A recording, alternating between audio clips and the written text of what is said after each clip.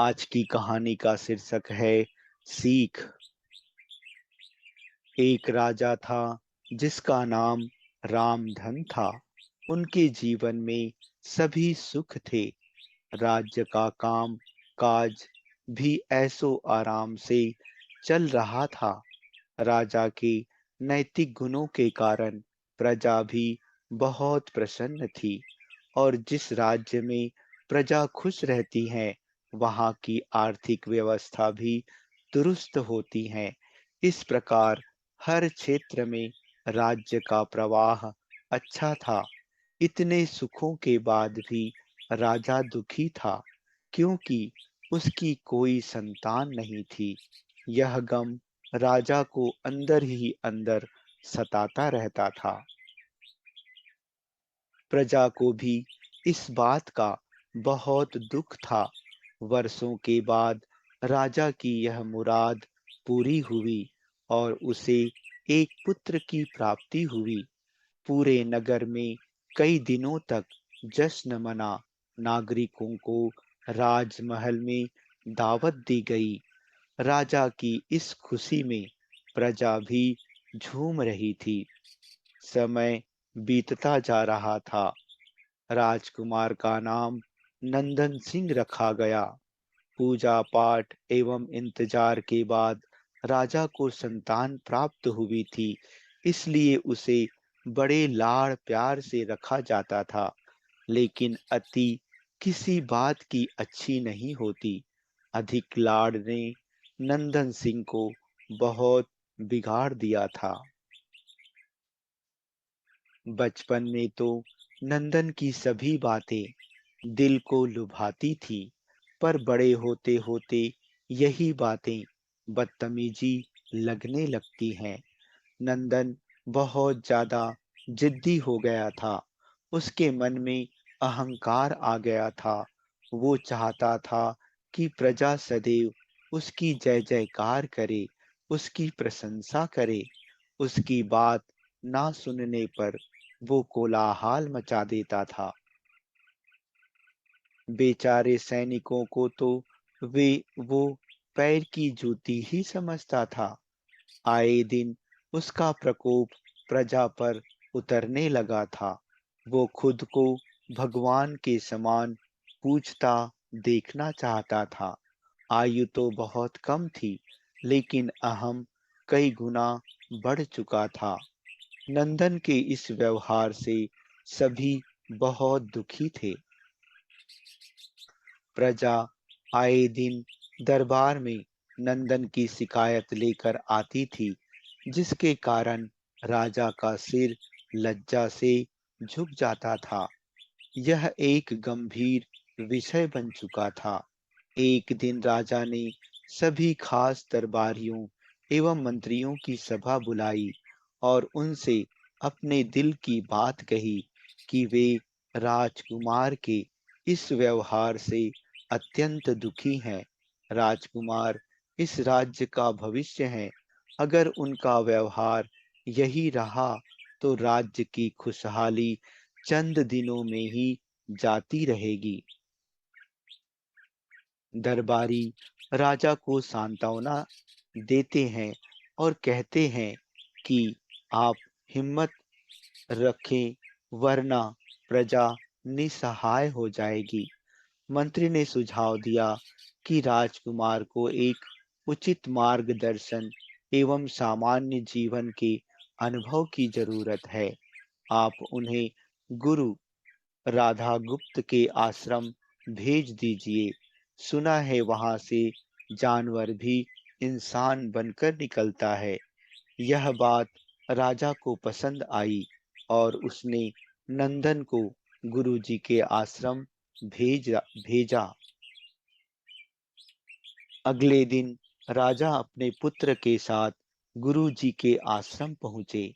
राजा ने गुरु राधा गुप्त के साथ अकेले में बात की और नंदन के विषय में सारी बातें कही। गुरु जी ने राजा को आश्वस्त किया कि वे जब अपने पुत्र से मिलेंगे तब उन्हें गर्व महसूस होगा।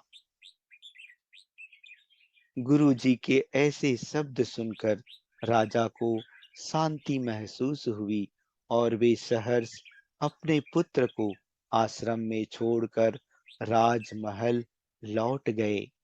अगले दिन सुबह गुरु के खास चेले द्वारा नंदन को भिक्षा मांगकर खाने को कहा गया, जिसे सुनकर नंदन ने साफ इनकार कर दिया।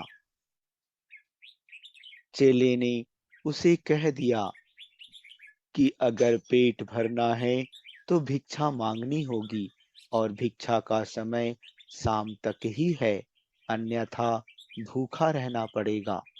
नंदन ने अपनी अकड़ में चेले की बात नहीं मानी और शाम होते होते उसे भूख लगने लगी, लेकिन उसे खाने को नहीं मिला।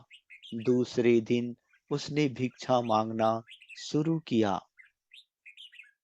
शुरुआत में उसके बोल के कारण उसे कोई भिक्षा नहीं देता था, लेकिन गुरुकुल में सभी के साथ बैठने पर उसे उसे आधा पेट भोजन मिल जाता था।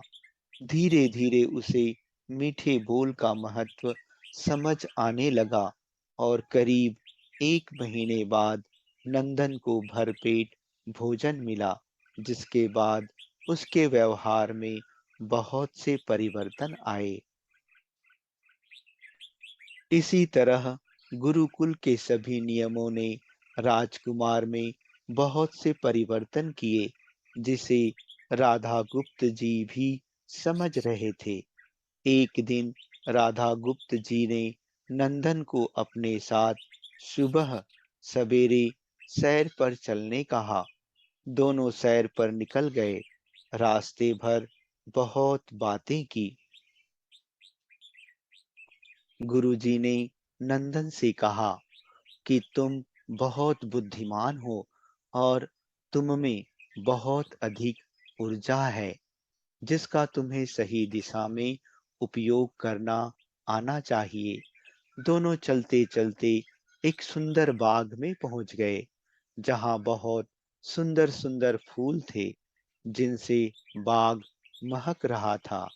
गुरुजी ने नंदन को बाग से पूजा के लिए गुलाब के फूल तोड़ने कहा। नंदन झट से सुंदर सुंदर गुलाब तोड़ लाया और अपने गुरु के सामने रख दिए। अब गुरुजी ने उसे नीम के पत्ते तोड़कर लाने कहा। नंदन वो भी ले आया। अब गुरुजी ने उसे एक गुलाब सूंघने दिया और कहा, बताओ कैसा लगता है नंदन। नंदन ने गुलाब सूंघा और गुलाब की बहुत तारीफ की। फिर गुरुजी ने उसे नीम के पत्ते चख कर उसके बारे में कहने को कहा। जैसे ही नंदन ने नीम के पत्ते खाए, उसका मुंह कड़वा हो गया और उसने उसकी बहुत निंदा की और इधर-उधर पीने का पानी ढूंढने लगा। नंदन की यह दशा देख गुरुजी मुस्कुरा रहे थे। पानी पीने के बाद नंदन को राहत मिली। फिर उसने गुरुजी से हंसने का कारण पूछा। तब गुरुजी ने उससे कहा कि जब तुमने गुलाब का फूल सूंघा तो तुम्हें उसकी खुशबू बहुत अच्छी लगी और तुमने उसकी तारीफ की, लेकिन जब तुमने नीम की पत्तियां खाई तो तुम्हें वो कड़वी लगी और तुमने उसे थूक दिया और उसकी निंदा भी की। गुरुजी से नंदन गुरुजी से नंदन गुरुजी ने नंदन को समझाया, जिस प्रकार तुम्हें जो अच्छा लगता है तुम उसकी तारीफ करते हो, उसी प्रकार प्रजा भी जिसमें गुण होते हैं उसकी प्रशंसा करती है। अगर तुम उनके साथ दुर्व्यवहार करोगे और उनसे प्रशंसा की उम्मीद करोगे तो यह कभी दिल से नहीं कर पाएंगे। इस प्रकार जहाँ गुण होते हैं वहाँ प्रशंसा होती है। नंदन को सभी बातें विस्तार से समझ आ जाती है और वो अपने महल लौट जाता है। नंदन में बहुत परिवर्तन आता है और वो बाद में एक सफल राजा बनता है।